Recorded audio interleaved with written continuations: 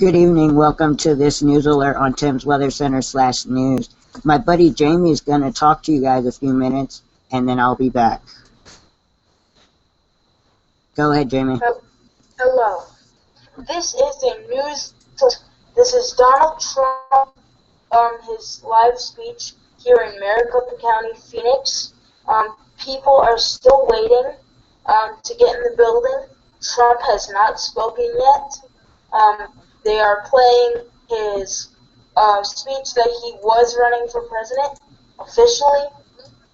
Credit to Channel 10 for their live event, showing the event. Right now I'm trying to get the audio.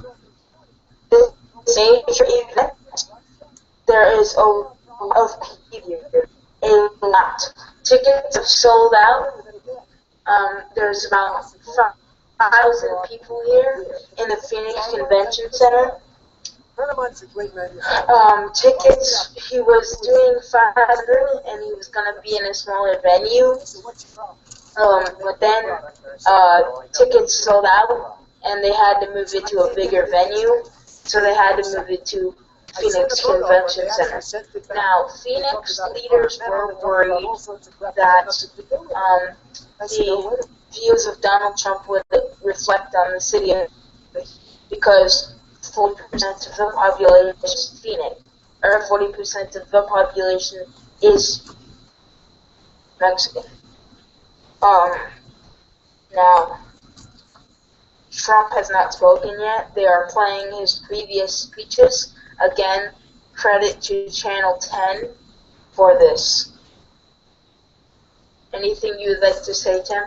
Hang on, I gotta let the people know that we're actually live.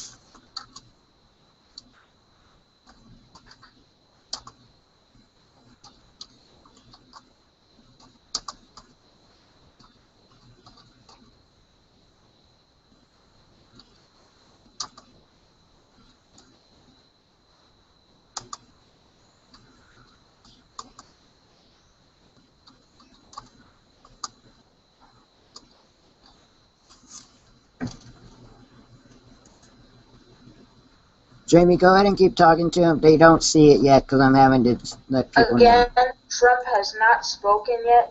We will get you the video and audio for when he speaks. He's on his way. In fact, Jamie, when he starts speaking, what I'm going to do is I'm going to turn your volume down so that they can hear it. Again, credit to Channel 10. We are using this for live purposes only. We are not using this for copyright purposes. No. So thank you to Channel 10. Thank you, Channel 10. You're the best. If I hear from you, well, then we'll figure out what we got to do from there. Being stupid in the live chat right now, they're just doing. You may not want to show the live chat. You may want to full screen it. I'm not showing them that live chat. I'm gonna make this bigger. People are being very racist and just stupid. Well, I'm surprised Channel 10 has their live chat on. He was just talking about in his previous. They're playing something about China and some guys Ching Chang Chong. Like they're just being blatantly racist. If you can be quiet for just a sec, I'll let them hear some. So this man tells me about the manufacturer. I said, it's a terrible story. I hate to hear it. But I have another one for you.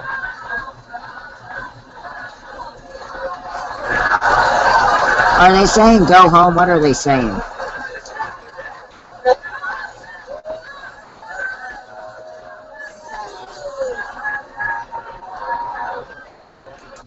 What are they saying, Jamie? Donald, we want Trump.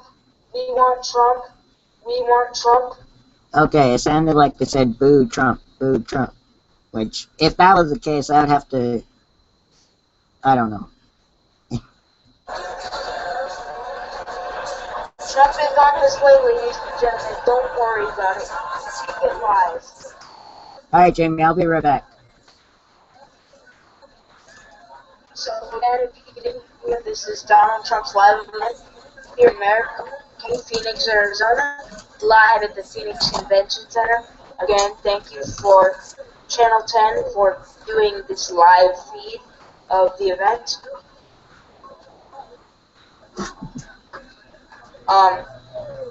He will be officially running for president, and this event has a lot of heat in it, surprisingly. Because, well, not surprisingly, because of his comment about the Mexican population. I'm not going to go into my political views, but my political views are the same as Trump's, except for the fact that people need to do their job, need to get done. Illegal immigrants are harming the U.S. They're harming our children. They're harming our wives. They're harming our fathers. They're harming our mothers. So people need to get harmed. Donald Trump is here, ladies and gentlemen. Donald Trump is here. It looks like he's here. Is he here? I couldn't tell. I couldn't tell if he was here, ladies and gentlemen.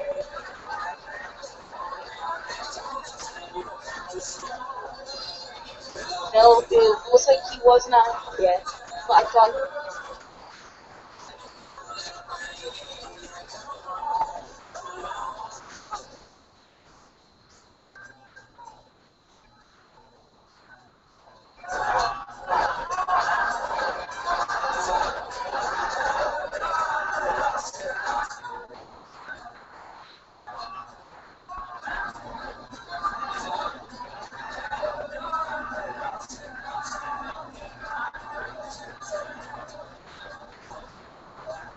Donald Trump is on his way, ladies and gentlemen.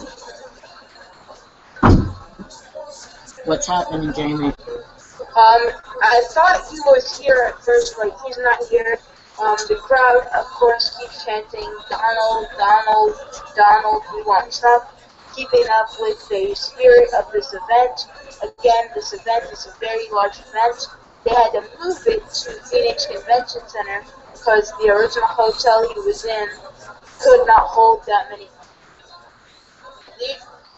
people because of the Latina. But it's speaking the truth. It's your first amendment right to speak the truth. Yeah, well, I hope these people keep everything peaceful. Donald Trump is right here. Donald Trump is here. The President of the United States. He is here. Mr. Donald Trump. Trump is here. Alright, Jamie, I'm gonna turn you down. And then in a little bit, we'll talk about it.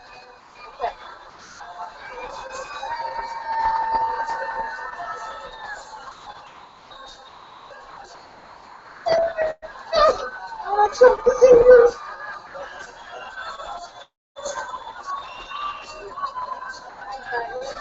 A credit to Channel 10 real quick. Hey, credit to Channel 10 real quick.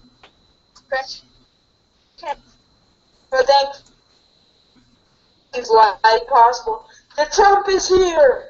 Thank you, Channel 10, for your live stream. Thank you so much. And we'll talk to you later. But now, Enjoy the live event. but now, here's Mr. Trump. And we will come back to you with our uncut raw opinions.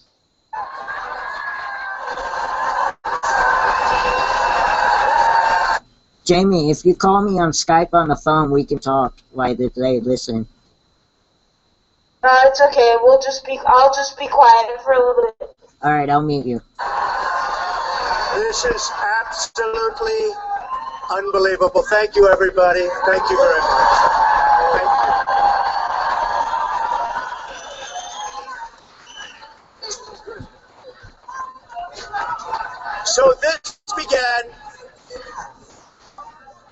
as 500 people in a ballroom in Phoenix. And the hotel called us up and they said, please don't do it here. We're going to be swamped. It's going to destroy the building. It's been amazing. And outside, sadly, we have thousands of people that can't get in. So you know real estate. You know real estate.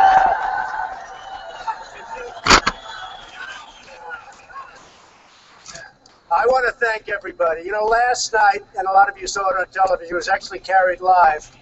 We had an amazing event, and a very sad event, and yet very beautiful. Because the word is getting out that we have to stop illegal immigration. We have to. We have to.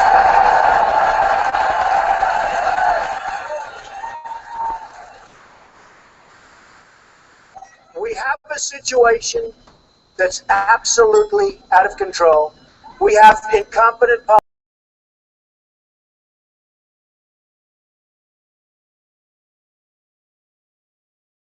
Right here in your own state, you have John McCain.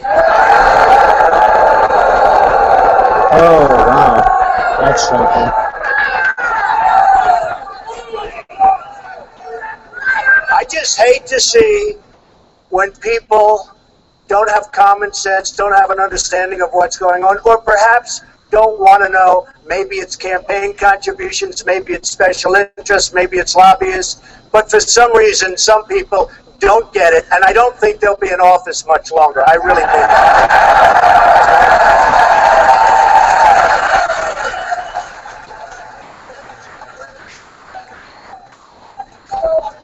We are going to make this country so great again. We are going to work. We are going to work so hard. And I will say this. When we had our event last night, I saw hardened veteran reporters who were crying. You had to see this. People that I've known for a long time, that I don't even like. They're not good people. How you doing back there?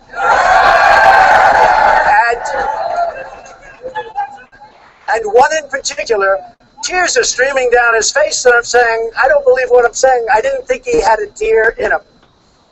And some of the people that spoke were absolutely amazing.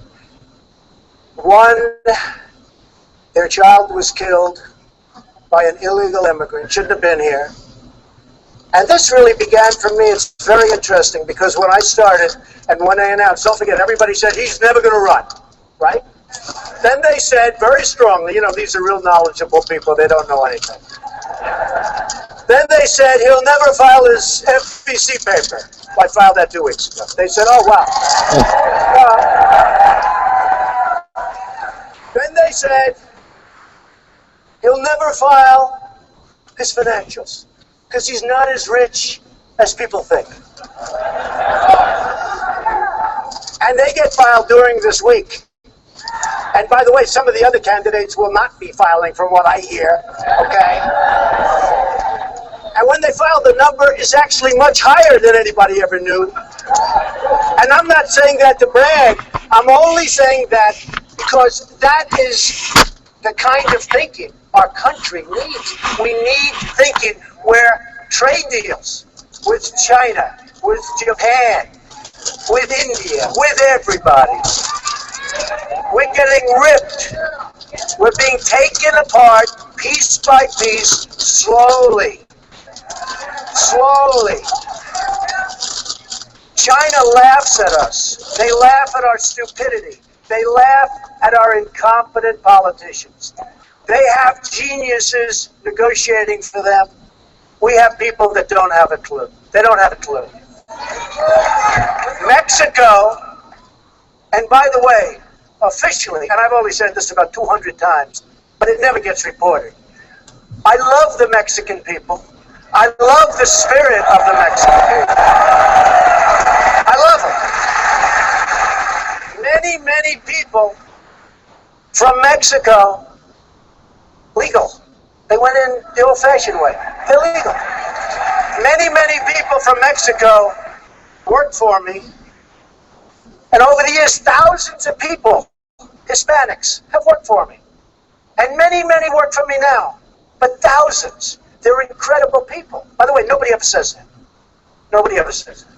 They always cut that out. And I'll go a step further. I respect Mexico greatly as a country. But the problem we have is that their leaders are much smarter, sharper, and more cunning than our leaders, and they're killing us at the border, and they're killing us in trade. If you're just now joining us, you're watching the live Donald Trump stand in Phoenix, Arizona.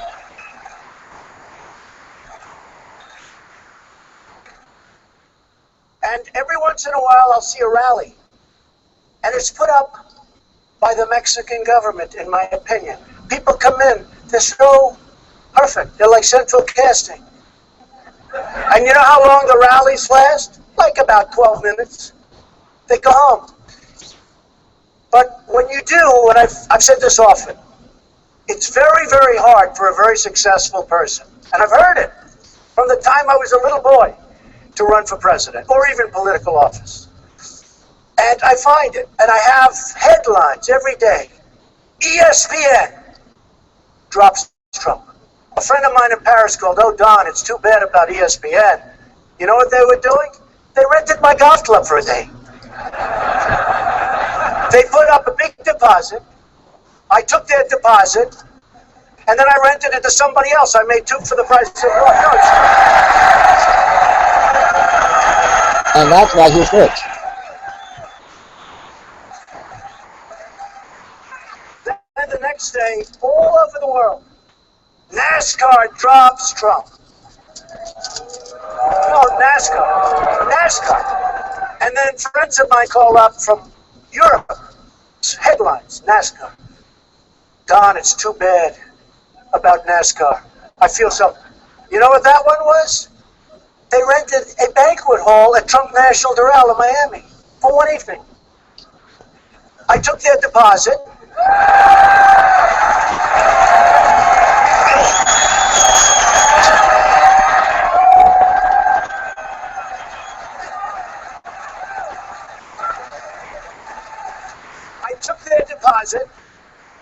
And you know what? I just rented it for much more money than they were paying. So it's... Thank you again to Channel 10. Cannot do it without your support. You know, I may make money running for president. It's very interesting.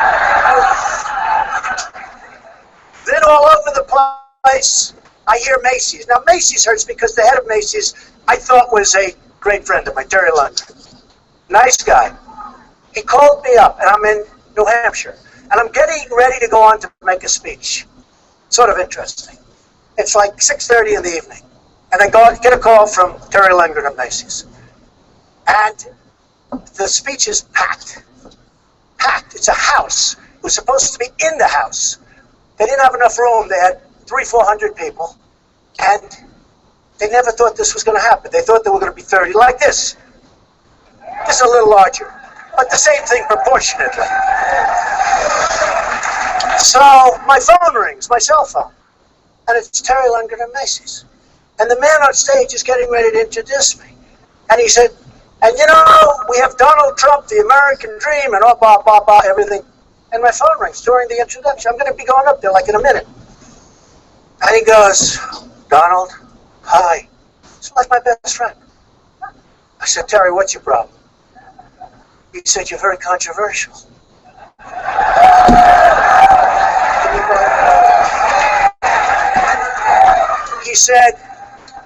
He said, now I'm supposed to be going up, I'm supposed to make a speech. I got all these people. And by the way, cameras, just like you have all these cameras, we're live television all over the place like we are now. And he said, Donald, I had calls from Hispanic people saying they're going to boycott Macy's. I don't know what to do. I said, Terry, be tough. They'll be gone. One day. One day. Now, this is a man that I played golf with. I'm with him all the time. I mean, really was, you understand. Because I don't forget things. I don't forget. He said to me, please, please, Donald, can I cut you? It's not a big deal. I'm selling ties. And you know what? Honestly, they were made in China, so I didn't care that much. I was like, so I'm walking up the stairs to make a speech, and I have Lundgren saying, I'd like to cut you because he's going to get some bad publicity, he thinks. And I walk upstairs, and he said, and now the American dream. And I'm still talking to Lundgren, and it's like a minute and a half before I walk on stage. People say, what happened? And I made a good speech. No notes, no nothing. And everybody was happy. And I just got cut from Macy's. And here's the bottom line on Macy's. Thousands and thousands of people are cutting up their Macy's credit card. I love that.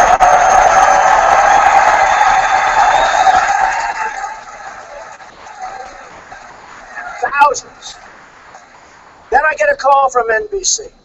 Now let me tell you about NBC. No, I gotta tell you. Hey, look, I love the people at NBC. We had a tremendous success with The Apprentice. And they renewed The Apprentice. See, I give up a lot. You're going to see how much money I made with The Apprentice come Wednesday or Thursday when I do my filing. Seriously, it's very lucrative. You know, it's great when you have a big television show. It's like, you know, you're a movie star, you get a lot of money, right? Not much, but a lot. But you're going to see very impressive numbers. So NBC calls me, we'd like to see you. Now, they don't care about inclusion. They were talking about inclusion. You know, they write the press release. So I read this. I say, this is incredible. But they call me, and a couple of months ago, the head of NBC comes to see me. And the head of NBC's boss, I don't want to mention names because they're really good people. They're friends of mine, although I probably will never speak to them again either. And you know what the head of NBC's boss? That's Comcast because they own NBC. So I get a call, the head of reality for NBC, the head president of NBC, and the head of everything, head of Comcast. And they come see me a number of months ago. Please do The Apprentice. Please, they won't deny it. They won't deny it. I said, I can't. I want to make America great again. I've done The Apprentice now for 12 years. And it's a great show. For 12 years, there have been 14 or 15 copies of The Apprentice. Every one have failed. Every single one. I mean, I could give you the names, but I don't want to embarrass people. Give you a couple of names. You know, nice people. Mark Cuban did one called The Benefactor. It was a disaster. Richard Branson did one. Great guy, but it didn't work out. Tommy Hilfiger, who I love. Tenant in My Building. Great guy, didn't work out. Hilton's did one. Martha Stewart did one for us. Did one for Mark Burnett and Donald Trump. Martha Stewart. She just got out of the can. Still, she's hot as a pistol, right? You know, they show her coming out. You know, she's got the whole thing with the whole outfit that she's wearing. The whole thing. I said, what a great idea. So we actually did The Apprentice done by us. It wasn't even a copy. It was called The Apprentice. Within a little couple of shows, it was over. It was over. So I must have something, right? I must have.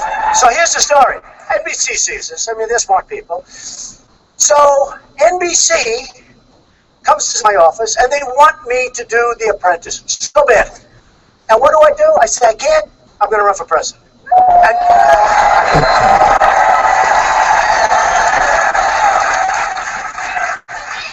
And I said, because of equal time. Now, you know what equal time is. Such a stupid law. Think of it. Obama can go on television all day long and be president and run for office. But if I have a television show, what happens is everybody running for office would have to be able to do The Apprentice, equal time. So you'll have a good guy named Rick Santorum. You'll have all these guys. You'll have somebody that used to head up Lehman Brothers, the senator from, the governor from Ohio. You'll have headed up Lehman Brothers. Oh, Lehman Brothers almost took down the world. He was a managing partner. I think he's a nice man. I don't know. But I know if you're the managing partner of Lehman Brothers almost, you're not looking too good, you know. But all of these guys, they would have to be given 2 hours of primetime television on Monday or Sunday night. I don't think so. So they came to my office and they said, would like you to do it So important. And by the way, they renewed The Apprentice. It was really very interesting because a lot of people said, well, how could they end the upfronts? They announced The Apprentice, which is good because I always want to be loved, you know? Like when I went on dates, if a woman dropped me, which happened often, I would always like to say, or at least in my own mind, that I dropped her. Does that make sense? So what happened makes me feel better. So they renewed The Apprentice, and I said, I'm not going to do it because I'm going to run for president. They didn't believe me. I said, why don't you believe me? Why would you give up a primetime show? Mark Burnett calls, from great guy, Survivor, Apprentice, great guy. He really is a wonderful guy and a friend of mine. He calls me, he goes, Donald, they're giving you an extension. Nobody turns down an extension. He said, I've never heard of it before. I said, Mark, I'm going to run for president. Nobody believed me. Then I run, and the guys who are in my office, they said, I run, and then by September, we'll do something. Do you believe it? I said, well, if I don't do well, I would have done that. You know, why not? I'm not, you know, if I'm not doing well, if it's obvious, there's a problem. We just went to #1 in the polls.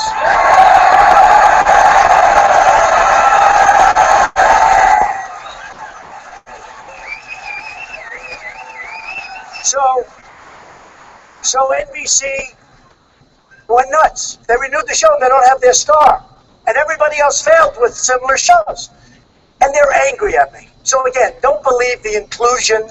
They got Reverend Al Sharpton working for them. Okay?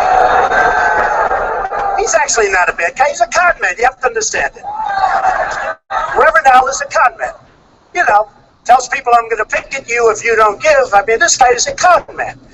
But I know him for 20 years. He's fine. You got to understand who you're dealing with. They've got Lion Brian Williams. He's okay. They sent me the most beautiful present a couple of months ago. Hundreds of, I shouldn't say the name because I deal with all of them, but in this case, Titleist. They sent me hundreds and hundreds of Titleist golf balls, top of the line. They sent them to me. From your friend's card, from your friends at NBC. A short time later, they say, he's not inclusive. Me. I'm more inclusive than anybody. More inclusive than anybody. I then get a call, Univision. Now, Univision controls, and by the way, believe me, Univision has a certain power. Now, I didn't know much about Univision. I thought they were very wealthy. They're actually not wealthy at all. They're highly over-levered. They've got, like, I think $10 billion in debt. They have to do an IPO. Now, how stupid is this? They could have waited a couple of weeks, done their IPO, and been done. Instead, they do it early. They couldn't do it fast enough. Because you know why? In my opinion, it's only my opinion, the Mexican government totally tells Univision, it's not 80% of the market, 70% of them, totally tells Univision what to do. Totally. So the Mexican government is not happy with me, to put it mildly. And again, I respect Mexico, but their leaders are too smart for our leaders, because we have stupid leaders, okay?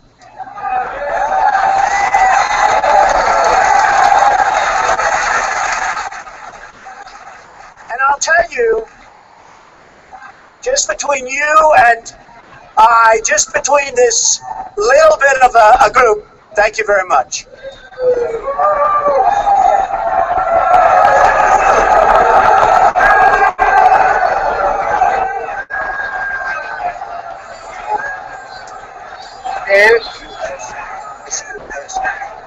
Let someone just get them out of there. That's wrong.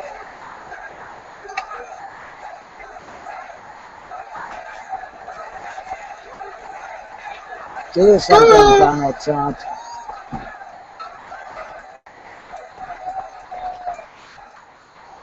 So the Mexican government does not What do you care think of that, Jamie, about real the quick? border nearly as much as they care about the bad trade deals that the Never United mind. States Let's is go back to making Donald Trump. with Mexico.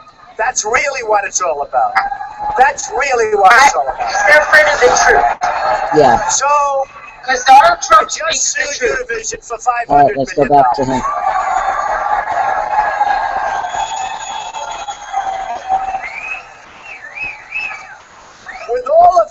said, we have to be strong. We have to take our country back. We have to run the country properly.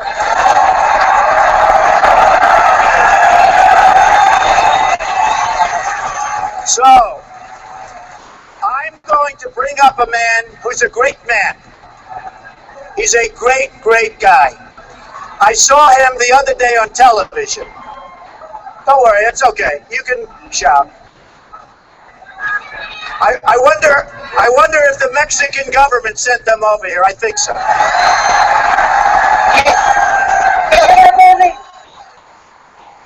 Jamie, just wait. Just wait. Tell about the bad deals that this I'm sorry, I'm country's just making. getting old. Mexico, I'm just I respect the country. so heated. They're taking our jobs. They don't They're taking our understand. manufacturing. They're taking our money. Listen. They're taking Exactly what I was everything. about They're to killing us say. on the border. And Mexico Hurry up. does We not actually like it. So had remember viewers. this. Don't worry, we'll take our country back very soon. Very soon.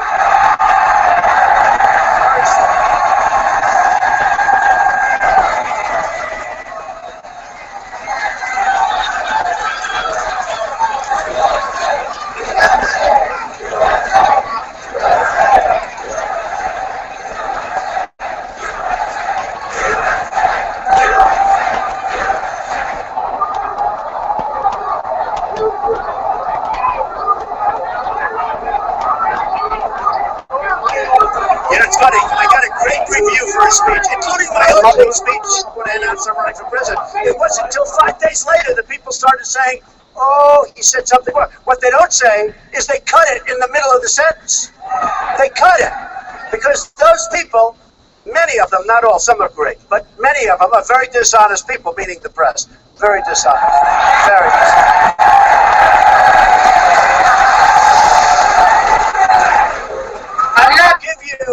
I'll give you one Jamie, quick example. stop. I want to bring somebody up for a second who's fantastic. But I'll give you one quick example. I say, and it's fairly standard because I believe it strongly, the American dream is dead, but I'm going to make it bigger and stronger and better than ever. Right? Right? So, and I say it usually once during a speech, every once in a while I won't. You know, I don't use teleprompters like the president. I speak from the heart.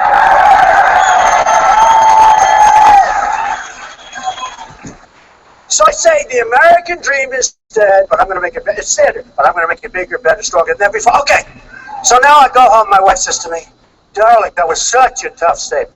What? I turn on the television. The American dream is dead. Period. Cut. I said, oh, what a horrible statement. They are so dishonest. They are so dishonest. You know, what I usually do, because if you really love this country, you have a very, very hard time convincing people that what you're doing is right and that you're really smart. And like a lot of us are really smart. I'm really smart. Went to the Wharton School of Finance. Even then, a long time ago, like the hardest or one of the hardest schools to get into. Did well at the school. Came out, made a fortune. Wrote a book called The Art of the Deal. Did everybody read The Art of the Deal? They say the #1 selling business book of all time, which I agree, but I'll say one of them because if I'm slightly off by 2 copies, they'll say, oh, Trump exaggerated. But I think it's the most, the number was #1 bestseller. Wrote many bestsellers, many, I think 12. So, did a lot of things. But The Art of the Deal was like the #1 selling business book of all time. Great. Then I Do The Apprentice became this tremendous hit. NBC is desperate to have it. Forget it. Now they can put somebody else on. Let's see how long it lasts. Okay. So ready? I won't watch Then I it. hear like, Donald Trump doesn't deserve to be on the same stage with some failed senator, failed governor, or something. It's sort of amazing, isn't it? Isn't it amazing? And the poll just came out, and I'm tied with Jeb Bush. And I said, oh, that's too bad. How can I be tied with this guy? He's terrible. He's terrible. He's weak on immigration.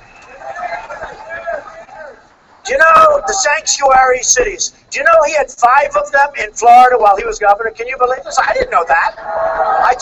5 of them. He's totally in favor of Common Core. meaning your children in Phoenix, and other places are going to be educated by bureaucrats from Washington, who for the most part just want to pick up a check. Give me a break. And he's in favor.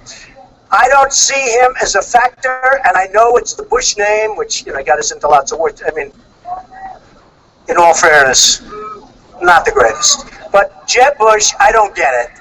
So when they said, Mr. Trump, you're in first place. Oh, that's good. You're tied with Jeb Bush. I said, that's not good. How can I be tied with this guy? But I'll tell you what. I'm going to bring up a man to say just a few words. His son was viciously and violently shot by an illegal immigrant. His son was a star athlete, a star student.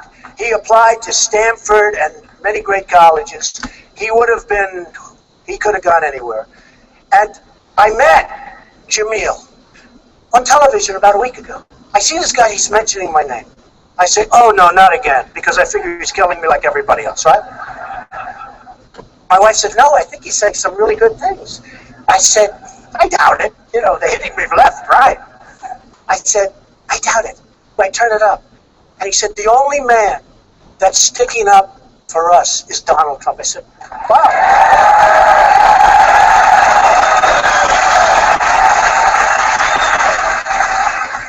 This guy is great. And we were at the news conference with his mother and his sister yesterday, and it was one of the most incredible things.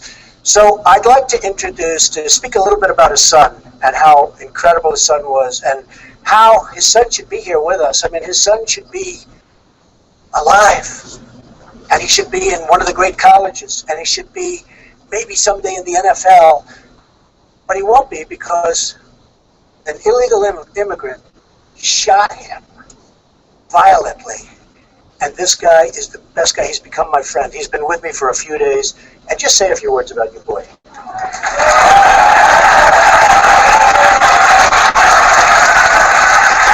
Thank you. Yeah, my name is Jamil Shaw. My son was named Jamil Shaw II. He was shot dead in the street by an illegal alien, or should I say, someone in the country illegal.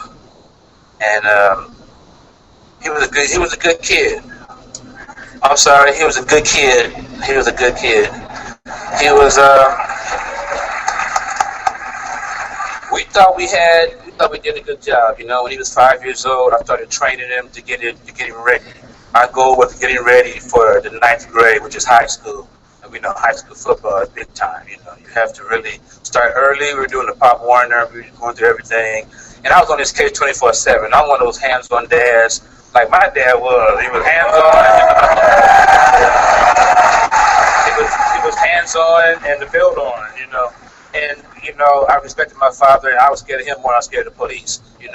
So I made sure I couldn't do nothing wrong. And I wanted my son to be the same way. I didn't want to have to spank him. I wanted him to do what I say because it's the right thing to do, and you want to make it in life. So when we trained, we got to high school, and he just really, it was unbelievable. I was starting getting scared. It's good to be true.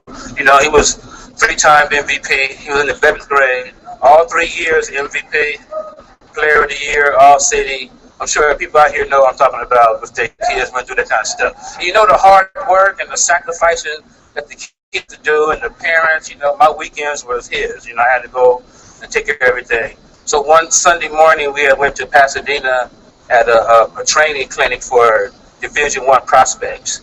So, we was like, wow. He was like, man, Dad, we did it. So make a long story short, on the way home, he had to go to the mall. And of course, I didn't want to, but, all right, man, what time are you going to be home? I said, well, I'll be home by 7. It was like 3 o'clock, still early. So he went to the mall. I called him up, about 7 o'clock. Hey, he wasn't home. Hey, where are you? Hey, come on from the mall. We missed the bus. We're safe, Dad. We're safe. Because he knew that's all I was, I said, make sure to call me. I would have came and got you, So I stopped calling in an hour, called him in an hour. Where are you? He said, right around the corner, old man. So he called me. And I was like, whew, I felt really good inside. I was, we made it home. I live in L.A., So he had a little brother, 8 years old. He get your clothes on. We're getting ready to go get some track spikes. He had a track meet that Friday. This was Sunday night. So, A couple minutes later, gunshots. I mean, really loud, really crispy. So I knew, oh my God. So outside my house, called his cell phone, didn't answer. Man, I knew. I went outside and looked down the street. There he was, laying in the street, dead. I couldn't believe it. Even right now, I say it, I don't believe it. He was laying there with his eyes closed, looking toward the house. Looked like he was asleep. It looked like he was asleep, but his body, I never seen a dead body before. And his body was obvious. He was dead. I remember, just a hard situation to go through. After all that, I found out that the guy that killed him was illegal in the country. Come on, I thought somebody black did it. I just really felt somebody black when I thought that. I wasn't even thinking like that. Found out the guy was on his third gun charge. They have somebody legal in the country on their third gun charge. He's been arrested 3 times already. He's in jail again. Assault with a deadly weapon, battery on a peace officer. They gave him 8 months in the county jail. 8 months. Let him out 4 months early. Now this was an 18th Street gang member in the gang database. He's been arrested twice with gun charges, stabbed people, put schools on lockdown. Just really violent, And these were the ones that Obama they wanted. The violent ones, the gangbangers, the ones with guns. He was released on a Saturday night without any supervision. Sunday night he was in my neighborhood. My son coming from the mall, and he went to my neighbor's house. That's why he was in my neighborhood. Make a long story short, he went to my neighbor's house, knocked on the door. He wasn't home. On the way back to his car, saw my son coming. And right over there, he was on the phone with his girlfriend, and he heard the guy asking. When my son was telling the girl, oh, something's going wrong, this ain't right, what should I, kind of stuff. And she was like, run, it's too late. Heard the guy say, where set you from? And then killed him. Shot him in the stomach. One of the neighbors saw it, shot him in the stomach with a 45, so you can imagine. A 45, 17-year-old kid. Shot him in the stomach while he was on the ground. According to the coroner, he had his hands up like this, and he shot him through his hand. They thought he had three gunshots because his hand was really badly damaged. Bullet wound in his stomach and one in his head. The coroner said that he was on his back with like this. He shot him through his hands and through his head. Now we hear all the time, Michael Brown, hands up, don't shoot. Now that was really hands up, don't shoot. I'm sure he wasn't saying anything because he just had a bullet wound in his stomach. But you can imagine your child. I tell people all the time when they protest me or they protest Mr. Trump, what you have to do is soul search. Put yourself in my shoes. Think about your child laying in the street dead. Your mother, your wife, your father, anybody, We're not designed for that, Didn't find out someone illegally in the country did it. So when I found out, I'm going to move on to Donald Trump. I found out when Donald Trump was running for office, I watched it because, everybody likes Donald Trump. If you're not doing nothing to do with the presidency, you want to see what he got to say, So I looked and I saw what he was saying, and he was talking about saving the country. People, my friends were calling me, liberal friends calling me, turn the TV on, Donald Trump is talking about helping America. I turned on and I saw when I saw it, I was so happy. For the first time in 7 years, I felt hope, real hope. I felt real change, And one thing Donald Trump showed me when he came out aggressive like he did is that he can weather the storm, We need somebody that can weather the storm. No one else can lose that kind of money and still be able to do what they got to do. I tell people all the time, the only difference between me and Donald Trump is that he doesn't care what's going on because he has the resources. I don't care. I don't have nothing. I have nothing to lose. You know what I mean? So it's like a team. They can't stop us. And we really got to get him in here. He loves America. I would tell you, I'm serious. If Donald Trump wasn't the real deal, I wouldn't come around him because, my son was murdered, so I don't trust nobody. I think everybody, if you're not against illegal immigration, you're my enemy. I can't help that. That's how I feel. My son was murdered. You have to understand that. You have to understand, what would you expect from your government? What would you expect from a politician that's running for office? What would you expect if your son was dead, your daughter, your mother? What would you expect from him? You expect for him to go out there and fight for us. What do we have? He's the only one that's talking about saving our country. All the Republicans, we were going to be bamboozled. Donald Trump exposed them all because they were all going to say, we're going to save the border and we're going to save, and they did nothing. Because now they're after him. So what were they going to do for us? Nothing. We have to trust Donald Trump the way you trust your mom, your dad just growing up. You don't have to believe everything they believe. You don't have to do whatever they say, but you have to trust them. That's your mom, that's your dad, that's somebody you have to believe in. And I can always say, when people don't want to hear what I have to say, ask yourself, what would you do if somebody killed your kids?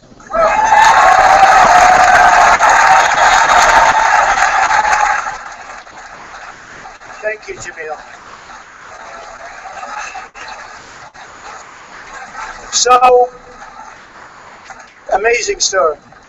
By the way, Jamil's sister's here too, and she told me the story that when Jamil saw the boy laying on the sidewalk dead, this incredible young man with such a future.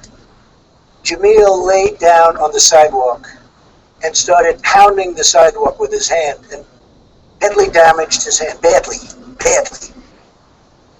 He couldn't understand it, he couldn't believe it. Just an amazing guy, just an amazing guy. And he wasn't being hurt.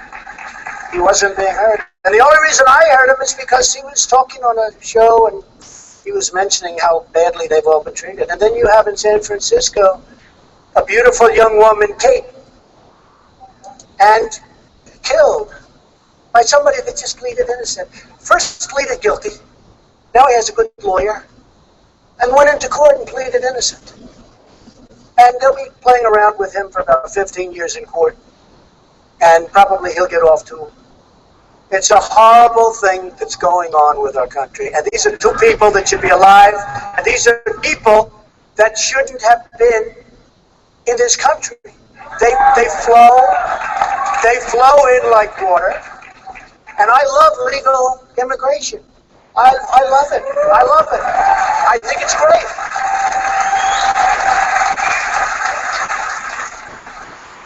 My wife is a legal immigrant.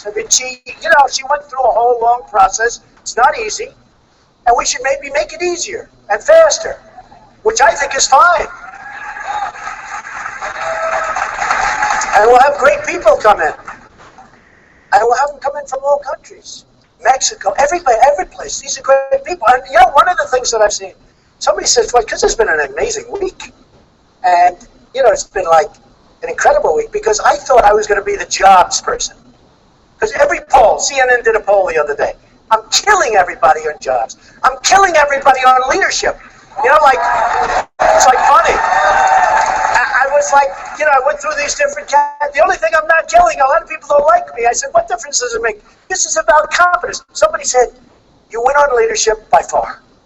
You win on absolute economic, financial, anything having to do with the economy. You like lapping the field much, much higher than anybody else.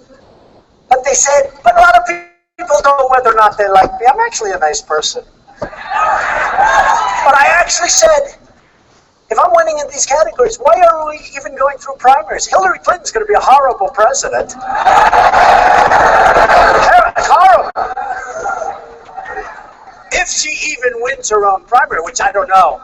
And by the way, just so you understand, even the press will say, this crowd today blows away anything that Bernie Sanders has had.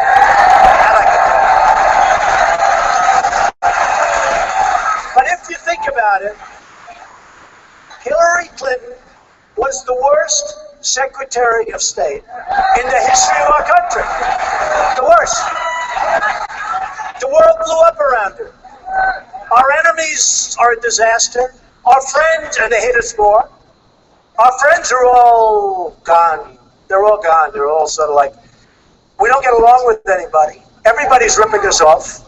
Whether it's Russia or China. You know what we've done? For 20 years, I've heard the worst thing that could happen would be if Russia and China start uniting.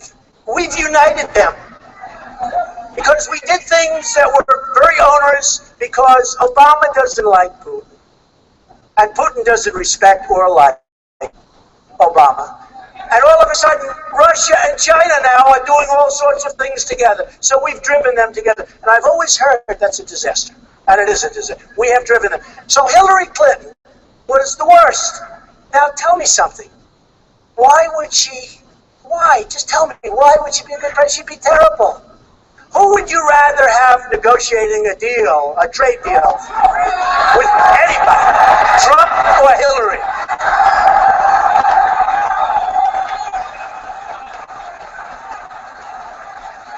Well, we have to get there first. So, who would you rather have negotiating a really good deal with Mexico, China, Japan, Trump or Jeb Bush?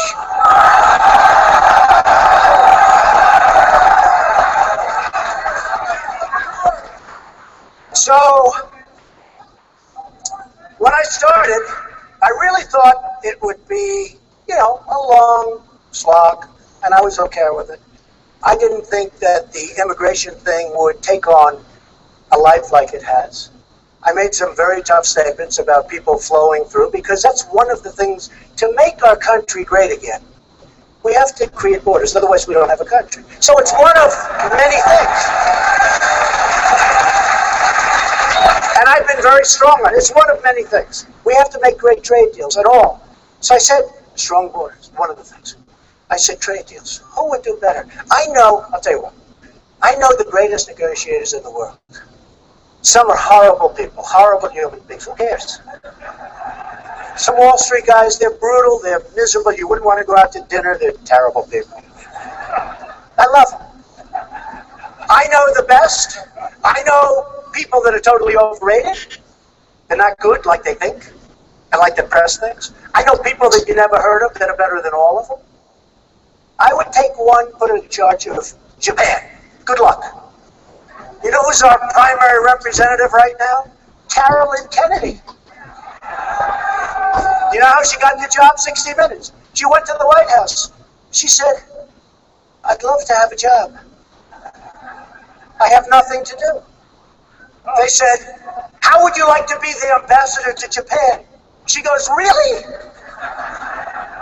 And Abe from Japan, who's a killer, he's great. He's already knocking the hell out of the yen, by the way, which makes it even more impossible for us to compete. And he's whining and dining her, and I watch it all the time, whining and dining, and just doing a number on our country. A friend of mine is a great excavator. That's what he does. He digs foundations. He digs lots of dirt, earth. But he's a great excavator, big. And he always bought Caterpillar. And he calls me up recently, and he goes, I'm a little depressed. Why? I just put in a big order for machinery, for excavating equipment. I said, oh, that's good. Did you buy Caterpillar? No. I bought Komatsu. I said, you bought Komatsu? It's fine. It's a well-known brand. I said, you bought Komatsu. Why?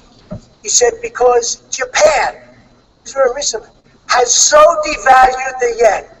Brilliant, smart. These are smart people. That it made it impossible for me to buy Caterpillar tractors. I owe it to my family. I owe it to my employees. I owe it to myself. I have to do what's right for my company.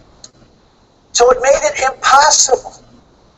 So he ordered Komatsu instead of Caterpillar. This is happening all over the place. Today, in the Wall Street Journal, big story. Ford going to build tremendous plants all over the place overseas. Ford, by the way, speaking of Mexico, again, I respect them. I wish we had smart people. Ford is building a $2.5 billion plant. Who ever heard of this? $1 billion plant. $2.5 billion in Mexico. Now, here's the story. Now think of it. So I'm saying to myself, that's not good. And in addition to that, in Tennessee, a big plant, $1.2 billion, was going to be built in Tennessee, Wall Street Journal. And all of a sudden, the last moment, they decided to go to Mexico. It's going to be built now in Mexico by a big German car company. And Tennessee is great. And the people were good. They all thought they had it. And then the last one goes to Mexico. So I said to myself, wow, $2.5 billion. And they're going to make cars and trucks and parts. And they're going to send them into the United States. No tax, no nothing. Now, I told you, I went to the Wharton School of Finance. I'm like a really smart person. My uncle was a perfect Dr. John Trump, was at MIT, one of the smartest people, great engineer. Jamie, you there? Like, smart, right? For many years, he was at MIT. And I'm saying to myself, where does this help us? Jamie, you there? Afford to build a plant in Mexico and then sell without tax. You there, Jamie? No tax. Yeah. All it means is one thing. Yes, We we're don't still build a live. We're plant going to in the broadcast United the whole States, thing. whether it's in We're Phoenix still or live? anywhere. Yes, It's being built in Mexico. Okay. we're going Because to... after this is over, I want to give my opinion. Yeah, don't worry. So I said to We've myself, got some really okay, good views, so Jeb Bush is president. everything's We working. got what? We've had some good people watching, so now we have just... Obama, he won't call. We're going to He be doesn't live even till it's call to get over. our hostages back from Iran. Here we are in the middle of a deal, and he doesn't call about that. One sentence, I'd say, you got to, before we start, get those people back. Used to be 3, now it's 4. Get those people, then be back the next hour. You need the right Make sure you put no copyright in the description so that they know. The Iran deal I is know, I've sense already to done them everything I begging need our to. chief negotiator at 73 is in a bicycle How race. many He people we have watching? breaks his leg. Well, This is the there's mentality one we have. watching right now, but So I we've said, had what like would Jeb 5 Bush people do watching like the to beginning. get People, if you are still You're a watching, Benghazi, when another you get on, Benghazi. in the bottom Here of are the video, politicians. John McCain. you have to 2 days. click Oh, the live Benghazi, you don't hear button. about it anymore. Hillary Clinton with emails. Oh, the emails, 2 days. I'm more disappointed in the Republicans in many ways. They talk and talk and talk. So, Jeb Bush, let's say he's president. So let's say Jeb Bush is president. He knows it's no good to have a $2.5 billion plant built right near our country. Well, how does it help us, right? So, here's what happens. He knows it's so good. He'll have a little pressure. Don't let the plant be built. And he might even say, don't let the plant be built. Might even call the head of Ford. The plant's not going to be built. And then the next day, he'll be called by special interests that supported him, his lobbyists who push him around like a piece of candy, or his donors who have stock in Ford. And they'll say, you can't do that. I helped you. You can't hurt them. You just can't do it. In about 2 seconds. So let me say Trump is president. Let me say Trump. So I don't need anybody's money. Actually, people are setting up PACs all over the place. I don't care. If they want to give it to me, I'll take it. Okay? I don't need money. I don't want money. So I'm doing my own. You'll see that on Thursday or whatever the hell day I file. You'll see I did really well. Much better than anyone ever thought. Just the opposite. So here's the...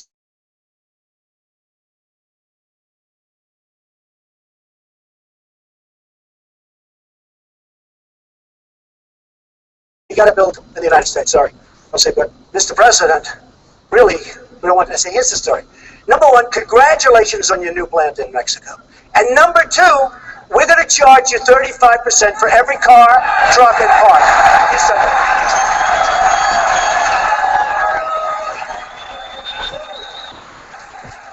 And here's what would happen. Here's what would happen.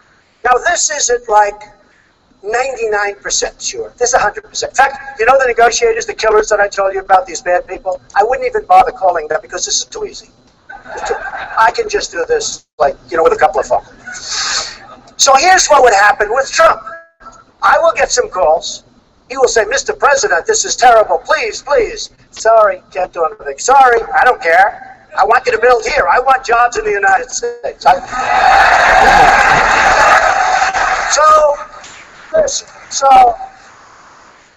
So they would go and they'd call up the lobbyists. I'd say, listen, hey, I hire lobbyists. I have lobbyists all over the place. They're great. If I want something, go do this. I know the system better than anybody. Honor. Somebody said, oh, you gave to the Democrats. Of course I give to everybody. I want to get everything done. Everybody loves me. Everybody loves me. I give to everybody. Now, in a lot of ways, that's very bad, because you know what? That's bad for the country. It's bad, but that's the way it works. But I give to everybody. They all love me. They don't love me so much anymore, but they have to. But here's what happens. So he'll call. I say he folds sometime prior to 5 o'clock in the evening. But he could be tough, and he may last till 12 o'clock the following day. And he'll say, please, and 5 guys will call me that are friends of mine, and, who I couldn't care less. I'll say, no, you don't understand. I want that plant built in the United States. I want jobs in the United States. I want to bring our industry. Now, this is just one of many deals. And here's what happens. I would call probably the first day, but maybe the second day, because they're tough negotiators. And I'll say, Mr. President, would you reconsider? I'd say, no. You say, Mr. President, we've decided to build the plant in Phoenix. Okay. So what? 14,660 are It's so simple. We on have the Fox 10 thing. confident. Well, I'm not worried about Channel 10. Except for thank you, Channel 10, for having me live. I just think, Again, a lot of people get angry Channel when I 10, say, Travis Live, and Travis uses. I think And they're thank you to everyone that chooses Synth Weather Center / We've news. got to take Can't do it our without country you. back. We've got to get rid of Obamacare.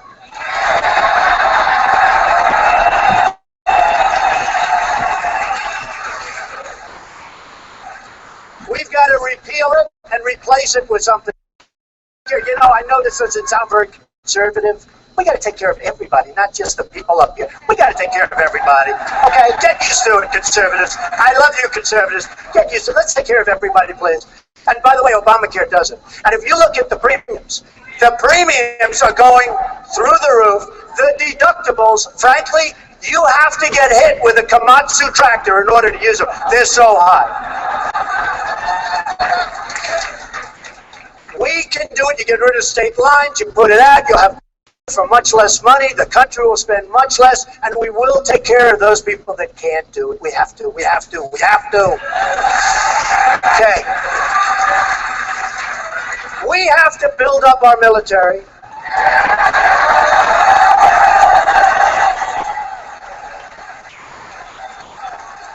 I'm in the real estate business, as many of you have heard. You'll see that in a couple of days, by the way. I'm in the real estate, and all the time I get listings of bases for sale, a naval base, a army base, a marine. They're always base. I said, how many bases are there? All the time I'm getting these listings for bases. I said, what are we doing? We are hated throughout the world. China is building in the South China Sea, islands.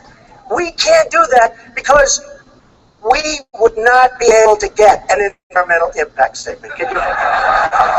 We go through 25 years of being sued by the environmentalists. And by the way, I hate to say this, I've been given many, many environmental awards. I get a lot of environmental awards. But we have to take back the heart of our country. We have to do something special. We have to bring back, and let me tell you, in bringing back our military, we have to do something else. We have to take care of our veterans, because our veterans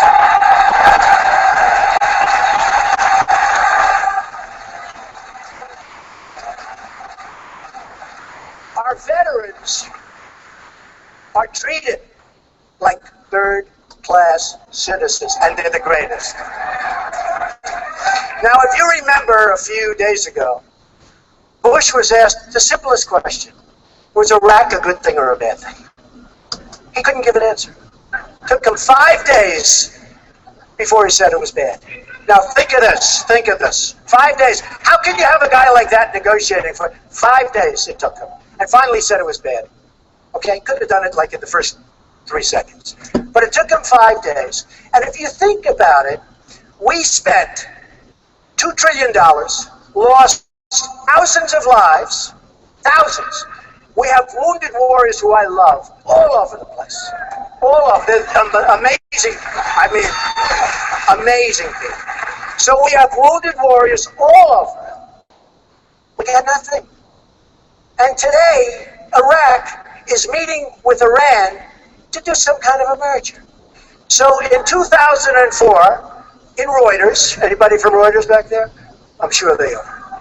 There's an article in July of 2004 Trump said, don't invade Iraq. Now, I am more for the military, and I am the most militaristic person in this room. I would have a military that's so strong that we would never have to use it. Because people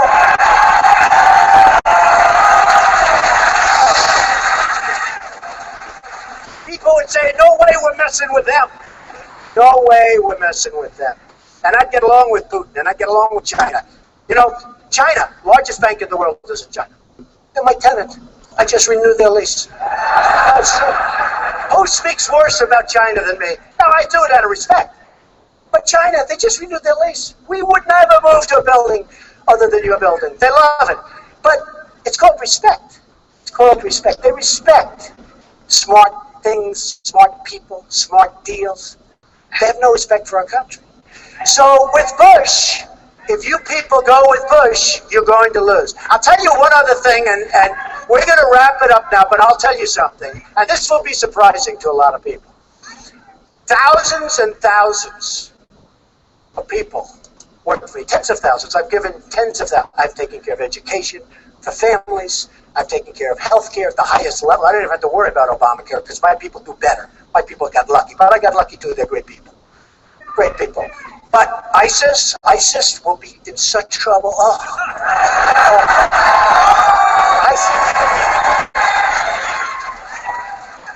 ISIS, believe me, they will be in such trouble. You know the problem? I have to say this.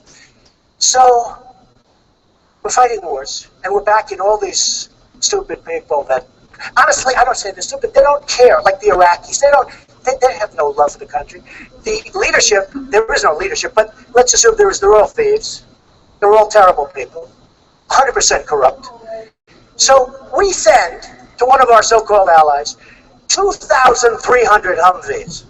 Now think of this. Normally you'd say like 3. How many are there? We said 3. These are armor-plated Humvees. You can imagine what they cost. They don't even report it because it's probably so high that, it's another scandal like the $5 billion website for Obamacare, right? So, which never worked and still doesn't work. So we send 2,300 Humvees.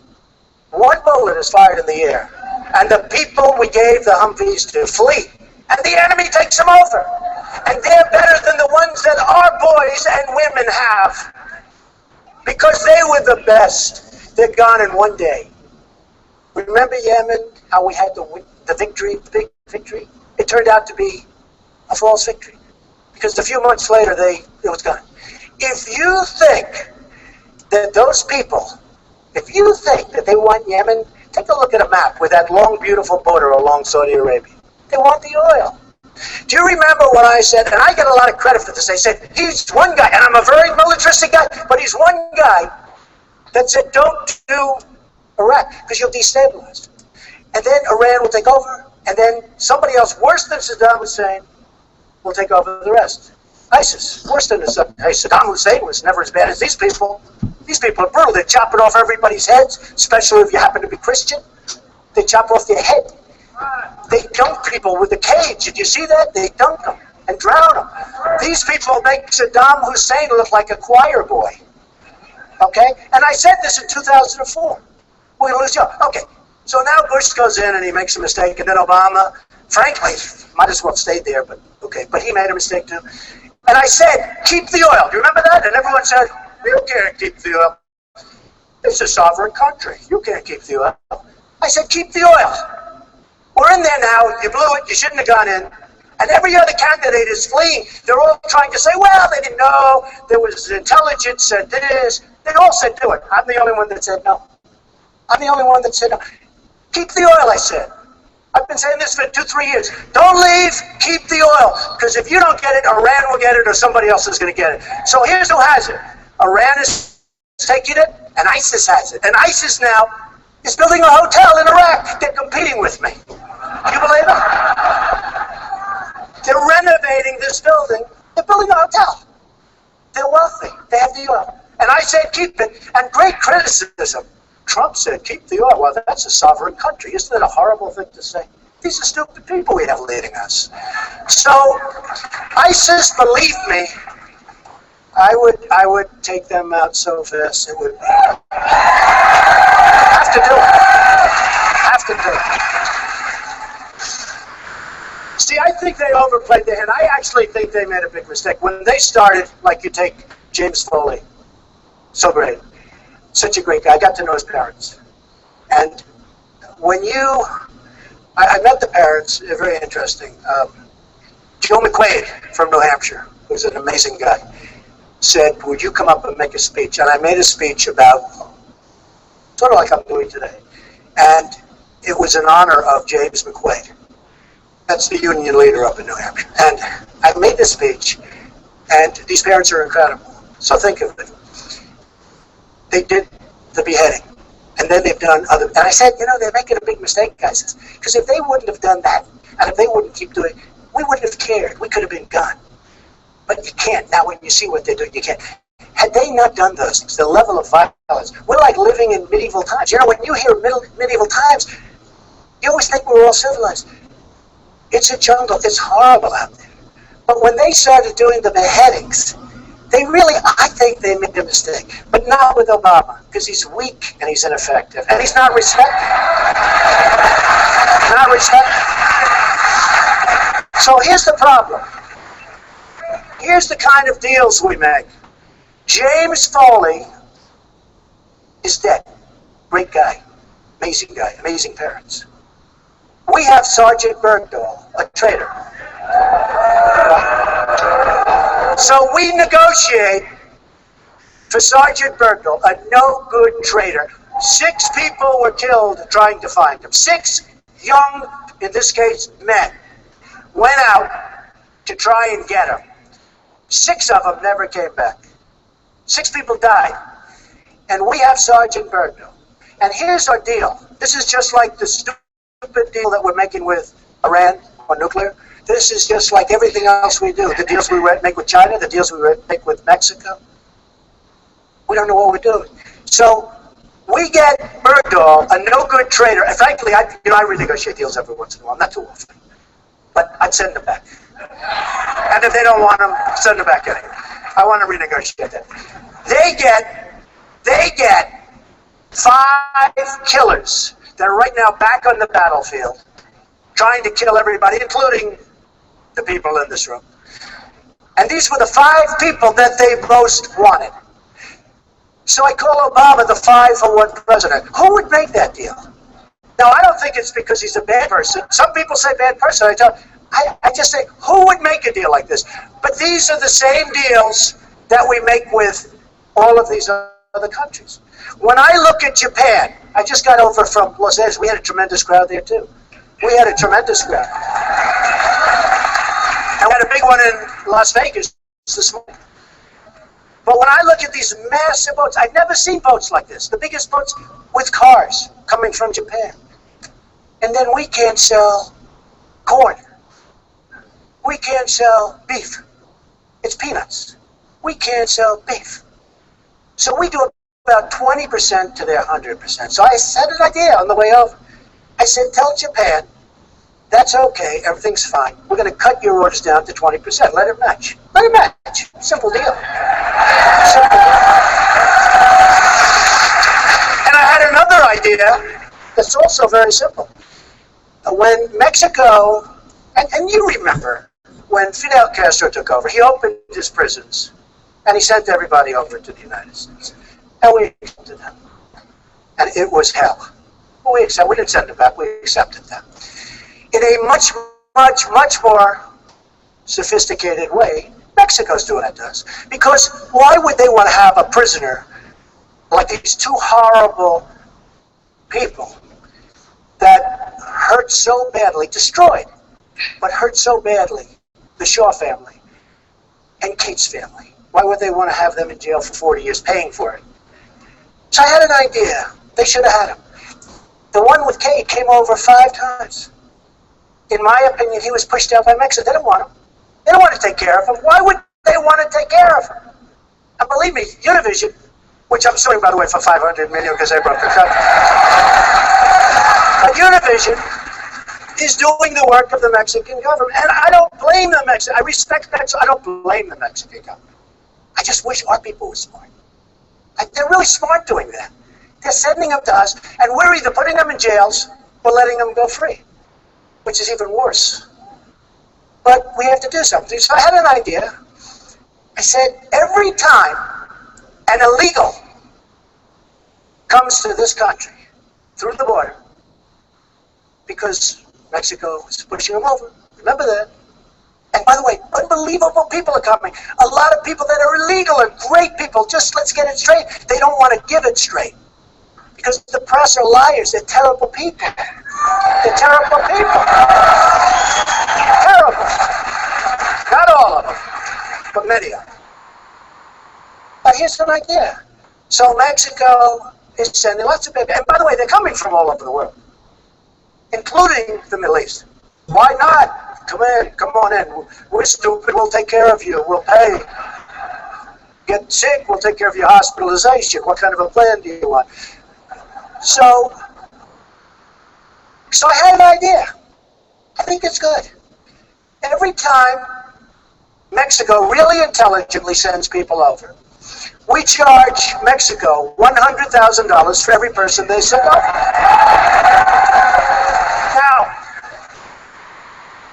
they make so much money that that's peanuts. It's not a lot. Could have made it much higher, but I'm nice. I'm in a good mood. We charge Mexico $100,000 for every person. You'll see that it'll start to stop because that starts to add up. It starts to add up. We have to secure our borders. We have to do something to take back our country.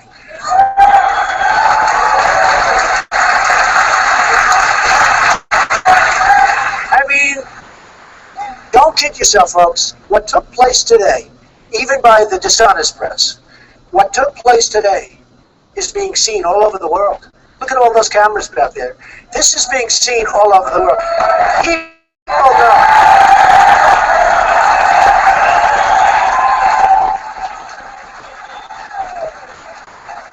You know, it's a term I haven't heard for years, but I was thinking about it today. Thank you. It's a term that I haven't heard for years, but I really think it applies now more than maybe ever before.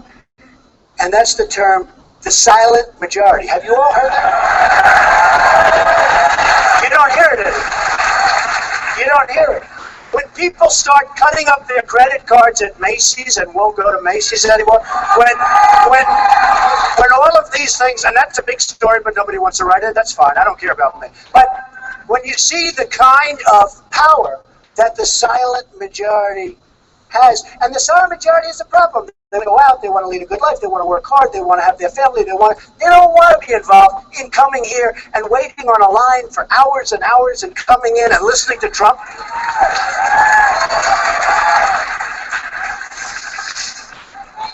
But the silent majority is back, and we're going to take the country back.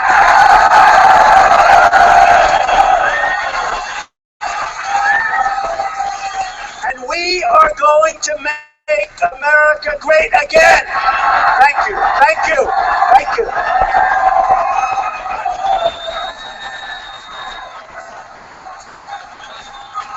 We're going to see if we can get Trump live from his press area, so do not leave if you're... All right, that's what Trump said, so now you get me and Jamie live to talk about what just went down. So please stay with us. Jamie, that was the end of Trump's speech, so now we're live with us.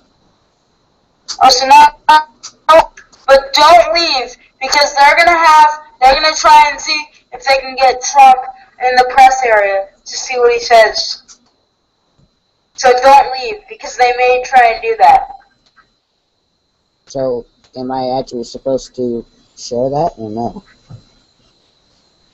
What? I don't think I should share their interview. Yeah, I don't have to joke that way. So you get me and Jamie, so... Now, Jamie, on that whole thing, I'm sure you were listening.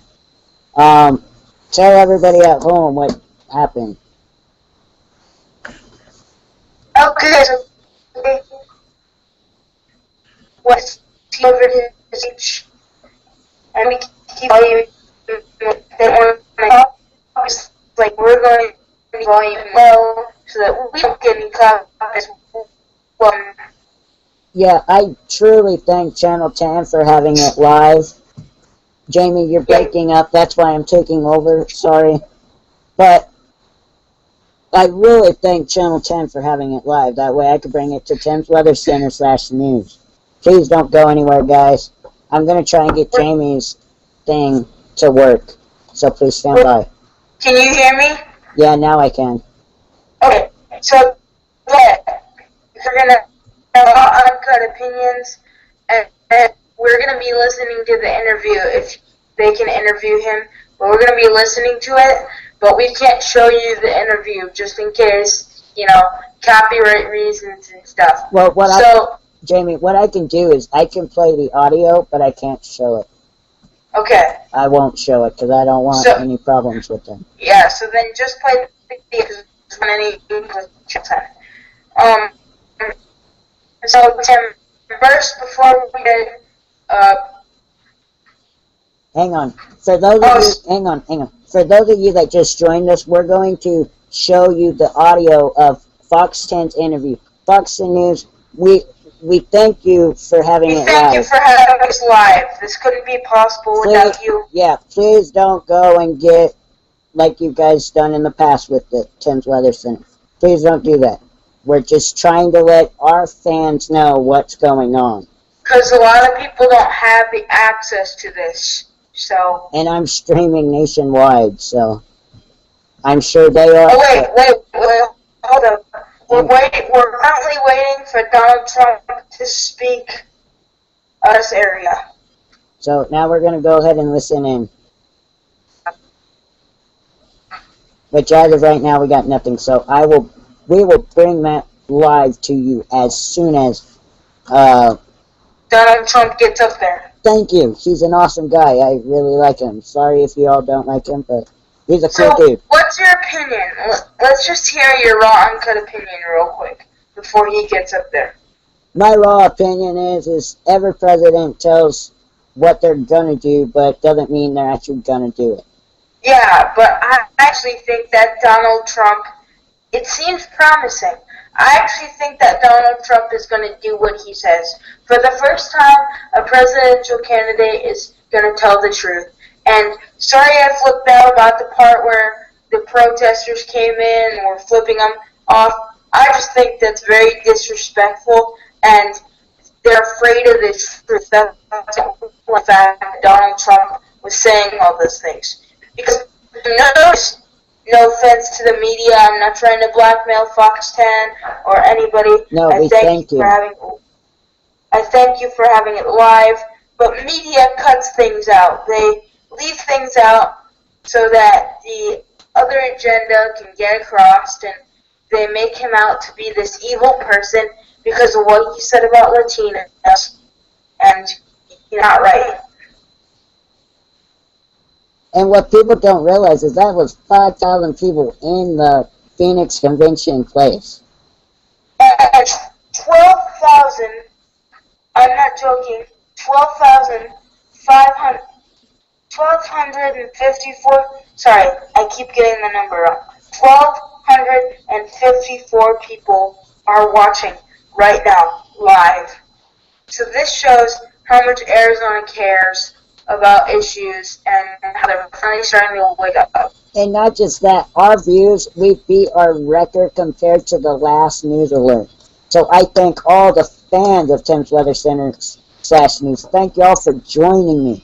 We can't do it without you guys. You guys are amazing today, and I got nothing else to say besides let's wait on Donald Trump because... So apparently they turned the mic on, but Fox 10 can't hear him talking. We got it. Well, because Donald Trump isn't right there yet. 2, 3, 4, 5, 6, 7, 8, 9, 10. Check. We can't show you the visual, but we can show you the audio. Again, thank you for Fox 10. We don't mean any copyright by this. See, if I was there live, I could show anything because it's in a public place.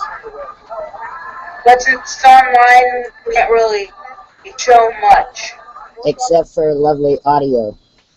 Which I'm not even sure if I'd show you that, but I'm going to show you that anyways. Yeah. Again, channel, please don't strike us. Don't, because, you know, like I'll tell you guys before, you know, I'm trying to get the viewers that have pretty much seen me on channel 12, you know, We're trying to get the viewers informed, and we're just, forgot what I was going to say. We just thank you guys so much. Thank you much for the support. It looks like Donald Trump is still not there yet. So what's your opinion? Give more. You were breaking up, I'm sorry, what? So it looks like Donald Trump is not there yet. Until he's there, until he shows up, give us your opinion. More opinion. You know, I don't want to get a lot of haters. So what? Haters are gonna hate. It's just a thing. They don't like Donald Trump, and I keep saying this over and over, and I cannot stress this enough. They do not like Donald Trump because they're afraid of the truth. They know this happens. Every politician understands this is happening, yet still continues to throw it under the rug. Like, Alright, my honest opinion is, if the president is, say he does get elected, if he does what he says he's going to do, then good job for him. If he doesn't, well, he's going to be like every other president, not doing what they say. yeah, I mean, no offense to we're not trying to get haters, but if we do, oh well. But anyways, Obama promised in 2008 that he was going to restore faith, and his whole thing was, yes, we can, you know. His whole thing was, we're going to restore faith in this country, we're going to get out of the recession. No, he just made it worse. He made things worse than they are. President Obama was probably the worst thing we ever had, besides. But Donald Trump seems like the truth, and I'm not just saying that because I'm biased towards one party. In fact, I don't have a party. I'm a libertarian. But as long as a president comes in like Trump has done, and he gives an honest speech like he just did, and he actually gets elected and gets into office and does the things he says, then we'll be fine. So, Jamie, I got a question for you. Do you think he will be president? Yeah, I think he has a like you heard in that speech, he's leading the polls in leadership. He's leading the polls in anything that has to do with the economy, of course, because of the money he has. And yes, I feel like people, especially here in Arizona, where immigration is a big issue, they're starting to wake up and starting to realize, oh wait, we can't do this forever. So they're testing the mic, but Donald Trump has not come out there yet. He'll get there. It just takes time. Yeah, and he just did like a more than 2 hour speech. Wasn't it more than 2 hours? No, I think it's only been like 38 minutes. Hang on, I'll check. No, because he started at 2 o'clock, and it's 4:25 right now. He didn't start at 2, Jamie. He was supposed to start at 2. He didn't start till like 3. Or 2:45-ish. But he's speaking for a long time, so he might just need a bottle of water, clear his throat, you know, before he starts talking again.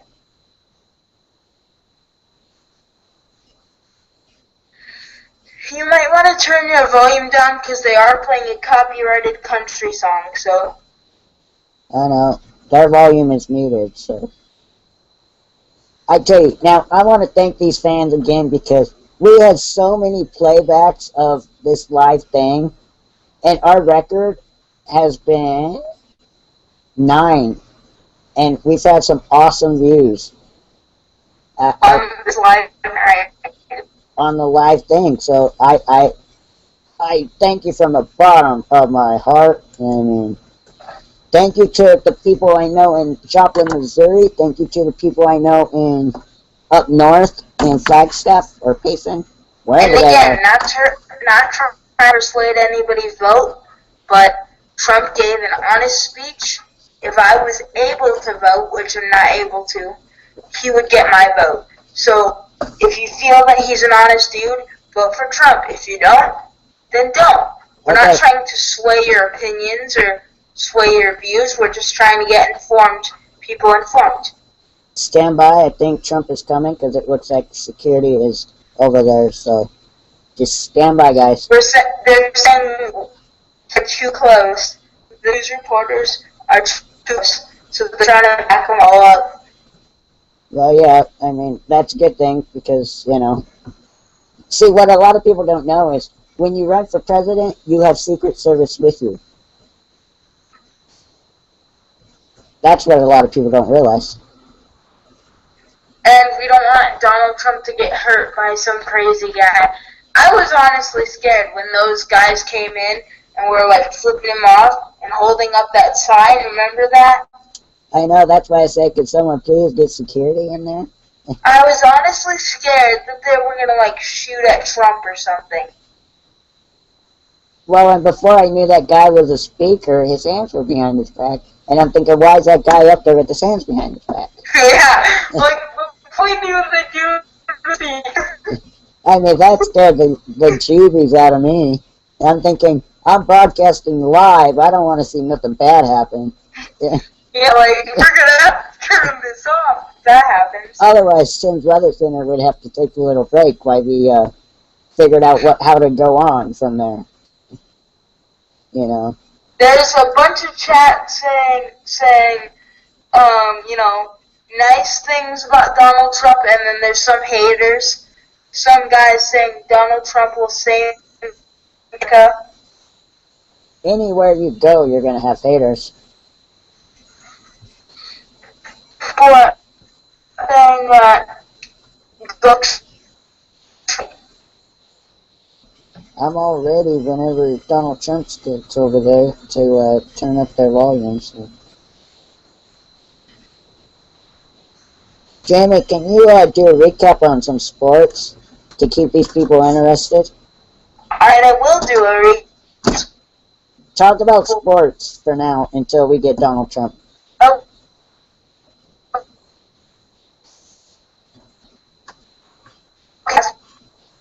Okay. Yesterday,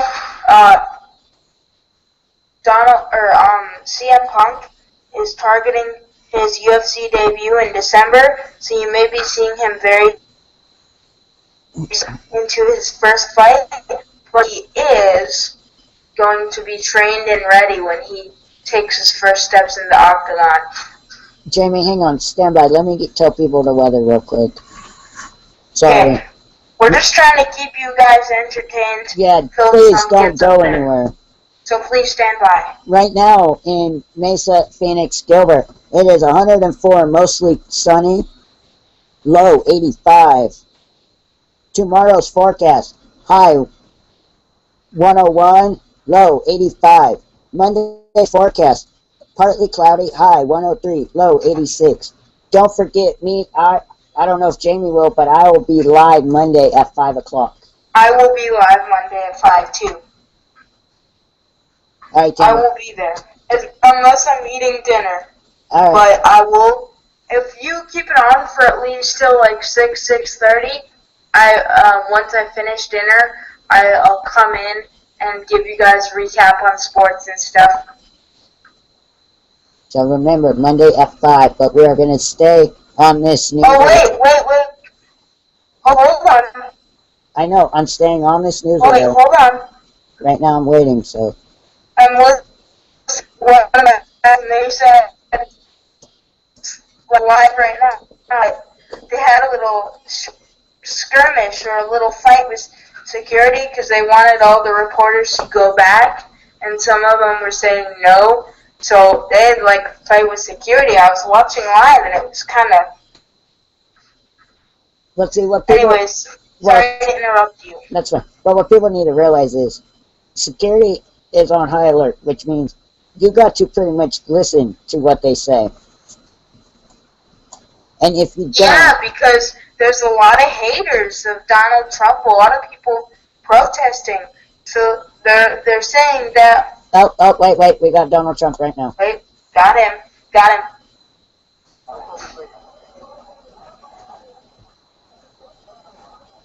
Now remember, I'm just doing audio.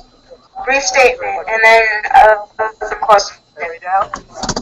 Can you come forward, sir? Mike's going to catch you over there. I'm with KPNX, NBC in Phoenix. Good. It's a little hard. There's too many people. I can't come forward. Okay. Go ahead. Mr. Trump, do you have any plans to deal with immigration? Yes, I do. We do have absolute plans to deal with immigration and to deal with illegal immigration. What is the plan? You'll be able to see. I don't even know if they can hear this. Around today, an hour and 10 minutes speech. An hour and 10 minutes, Jamie. One lead you want us to all walk Yeah. away with today? One All right. that we want to make America great again, and one of the things we have to do is stopping illegal immigration. Well, what is your plan? Legal immigration, it's so important for the country, it's so great. But we have to stop illegal immigration. It's one of the very important things. How do you get the Mexicans to pay for the wall? Do you think that residents of Mexico or governors of the Mexican states are involved in sending people? Yes, I do. Yeah, specifically You need to get down. Mr. Trump, Boots on the ground. I don't think we can do it otherwise. Mr. Trump, please, from Mexico, sir, just two questions, please, sir. On the visa. Yes, sir. Hi, how you doing, Mr. Trump? How do you expect, my first question, how do you expect to win the Latino vote, especially I think after... I will win the Latino vote because I'm going to produce jobs. I'm taking it back from China. I'm taking it back from so many other countries. I will win the Latino vote. I have employed tens of thousands of Latinos over the years. I employ many, many Latinos right now, Hispanics, right now. They love me. I love them. I have great people. They're fantastic people. But they come to the country illegally. So important. May I ask you my second question? You want immigration to rule out someone like Jeb Bush? Because Jeb Bush, Who put out because Jeb Bush and Marco Rubio are weak on immigration. They're weak on border security. And honestly, they don't have a clue. 3 years ago, they don't know what's going on. Mr. Trump, Just one more question, please. please. Mitt Romney was making a big mistake by alienating Latinos, and that's why he lost. Why are you You making know, I that have been mistake now? called by so many Latinos saying, thank you for doing this. They're here legally. They want the border to be strengthened. They're going to be Right. surprised. The Latinos. But they want to weaken it because again, there's a lot of hate, like that. You look at I'm just going to monitor it right now. from San Francisco. You look at what's happening. I just didn't even have it up right now because it's just. 5 times. How do you single-handedly outmaneuver the Just stop Chinese? him. Second question, please. It's a sports question. Tomorrow, Mexico plays versus Guatemala at the Phoenix University Stadium. The reason why I mention this is that every time the Mexican national team comes to town, fills the stadium, great for the economy, millions to the economy, and about 80% of those fans are immigrants from Mexico. A comment about that?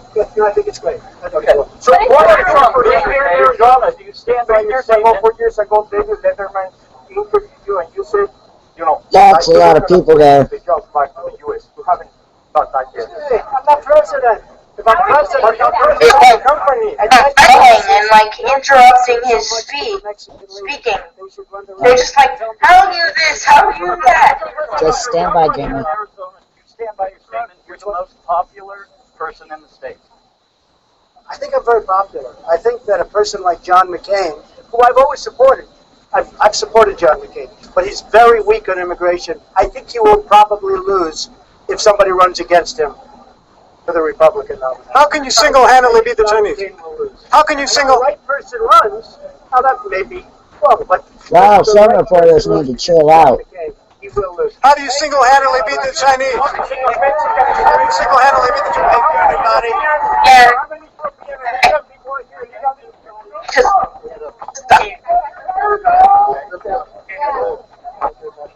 Bye. What?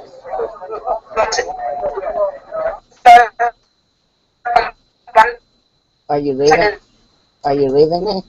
The dude. Jamie, in the Skype, call me back.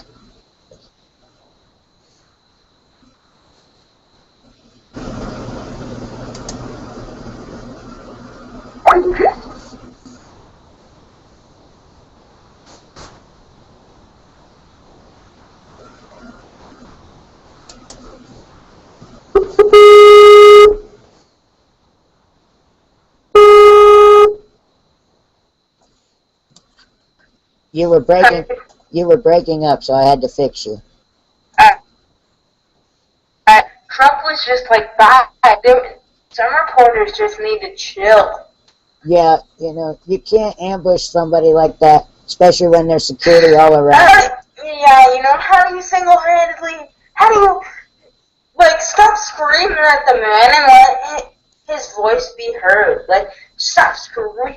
Just stop screaming. Do your job as a reporter. Let him answer a question, and then go, well, then how do you do this?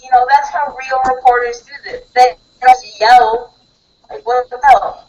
But see, Jamie, those reporters, they have their producer in their ear yelling at them, say this, say that, say this, say that. See, that's what I like about Tim's Weather Center Sus News. We don't have a reporter. We report on what we think is right for Tim's Weather Center Sus News. And it's our opinion. There's just going to say that. It's all our opinion. Jamie, this is what I want to do is I'm not going to stop broadcasting, but what I want to do is I want to take a little break, and then we'll monitor it, and then we'll come back live. Okay. So we'll take a little break, and then we'll come back. Yeah, in just a sec.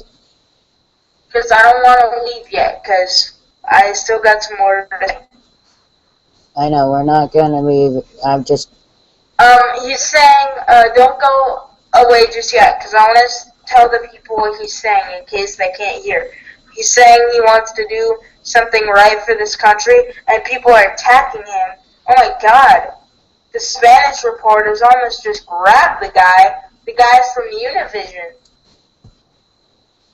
These reporters need to chill out.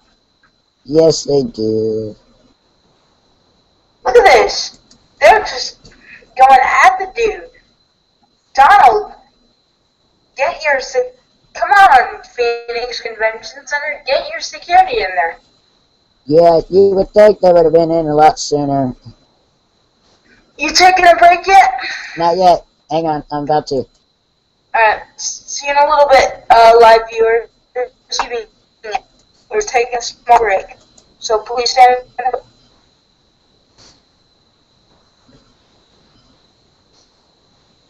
But you see this, Tim? Hang on, I think we're still live. We'll be right back in just a few minutes.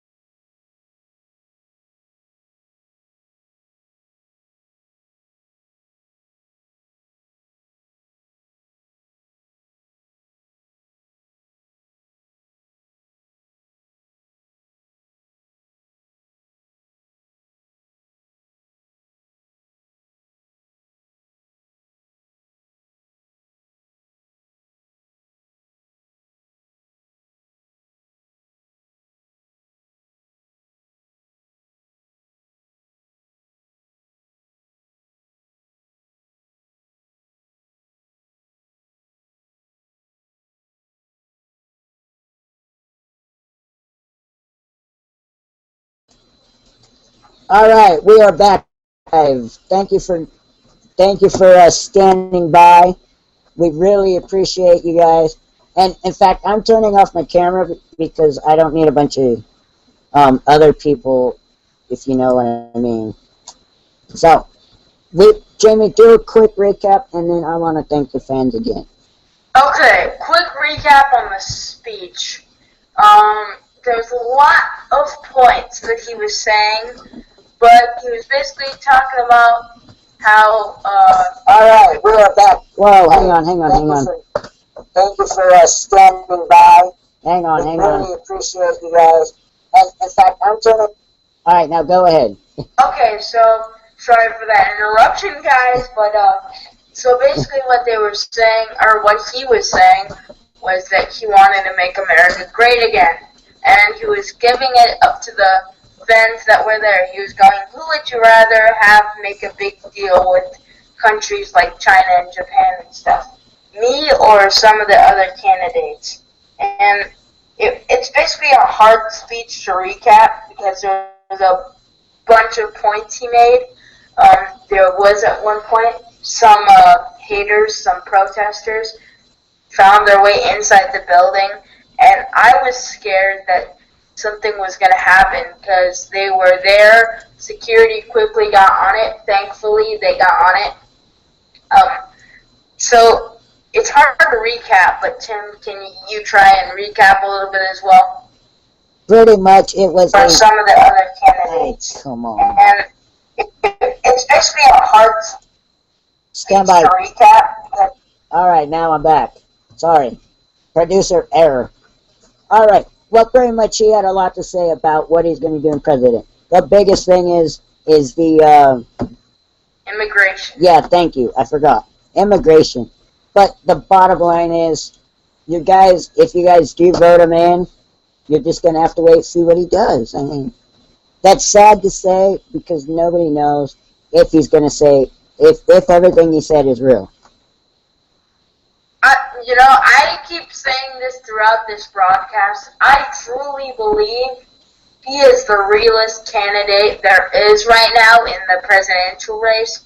And you can agree with me, disagree with me, but there's a reason he's leading in the polls right now. There's a reason he's first place in things that have to do with leadership and stuff like that. Because he will save America. I truly believe this. If you're a Republican, you're a Democrat, you have to respect what he said in the speech today. You can hate him or love him, just like some of those people in that live chat on that Fox 10 thing were hating on him, but you have to respect. He's really taking this seriously. He's not like one of those candidates who have a lot of money and are famous and then they just drop out of the race, So he's actually taking this very seriously.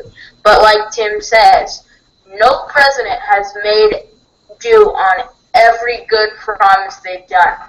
But if you do vote him in, vote him in. If you don't, you don't. But if you do, you just gotta wait and see. Now, before we let you all go, I want to say thank you to all the fans. You guys have made this newscast triple compared to the last one. Thank you so much. We've set a new record. And also, I'd like to give a couple shout-outs. One, to the viewers of Tim's Weather Center. Thank you. It wouldn't be possible without you. 2, Fox 10 for streaming the whole thing live. And no hurt feelings with Fox 10. Please. Yeah. We actually love Fox 10. We support it. Listen, I'll tell you this. I love Channel 10 and I love Channel 12. Thank you guys for all the support. Could not do it without you. Oh, and by the way, check out timsweathercenter/news.com where you get all your news and weather and stuff. It'll be in the description. Check out his Facebook. Check out his Twitter. Check out everything. And check out Best Broadcast, which is my website where I do daily sports podcasts. Also, check him out on SoundCloud, Tim Secor. And thank you all guys so much. I love you all to death. Love the views. And I love America. And God bless America. And God bless you. And God bless Donald Trump. And we'll see you guys this Monday at 5 p.m. Please join us at 5 p.m. tomorrow. No, not tomorrow, Monday. Thank you all so much from the bottom of my heart. Jamie, Thank you, guys. last final words. Go ahead. Like I said before, God bless America. This is such a great country. Thank you to Tim's Weather Center, and thank you to Fox 10 for making this possible. God bless Donald Trump. God bless America. Thank you all for watching. We love you all. We'll see you Monday at 5 o'clock. Thank you for joining.